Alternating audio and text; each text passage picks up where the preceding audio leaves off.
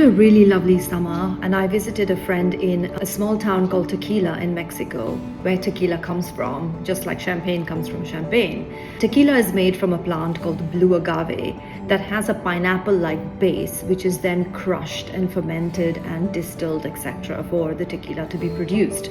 But the interesting part of the whole farming story is that the base of the blue agave plant is like a pineapple. And generally when the plant flowers, it is bats that pollinate this plant, not bees. There is a real dependency between the farmers in Tequila and the blue agave farms and the bats that have really long tongues and that pollinate these plants, and there has been a long history, and there's a lot of ecological aspects as well about bats as farmers modernize their methodology, which loses out some of this ecologically and sustainable farming. Now, we had a big debate about bats and bees as a result, right? Because most societies look at bees as being a really important factor in the pollination chain. And that brought me sort of to use this analogy in a business sense, where what I have seen in businesses is the fact that we don't always understand that one size doesn't fit all, and we don't always adapt. Let me give you an example. I've seen many entrepreneurs and businessmen set up a leadership team around them as they grow.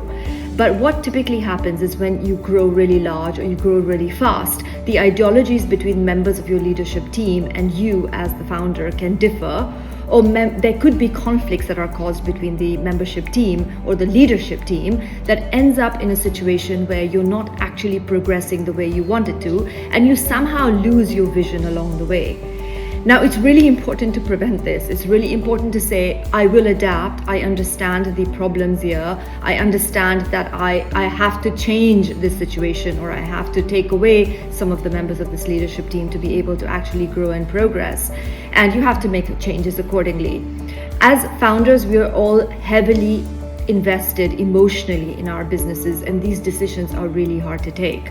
Just like it's really hard for the tequila farmer to decide whether to wait for the flowering of the plant to harvest, or whether to harvest manually and grow the crop so that he has a better yield on the amount of tequila he can produce. So like the debate between what man can make and what nature allows you to make. So adaptability and understanding, and the fact that things do change as time grows on, and your needs, your requirements, and your business evolves as time grows on, is a real factor that we should bear in mind.